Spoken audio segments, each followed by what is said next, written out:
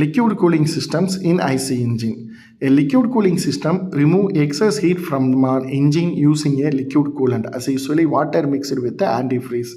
The heat absorbed by the coolant is then dissipated into the atmosphere via a radiator. It is commonly used in car, trucks, buses and high performance motorcycles. Components of a liquid cooling system: radiator, water pump, thermostat, coolant pipe, cooling fan, overflow tank. Liquid cooling systems in IC இன்ஜினில் என்ன சொல்கிறாங்கன்னா, liquid cooling சிஸ்டம்ங்கிறது இன்ஜினில் உள்ள excess ஹீட்டை வந்து அதிகமாக high எஃபிஷியண்ட்டாக எடுக்குமா.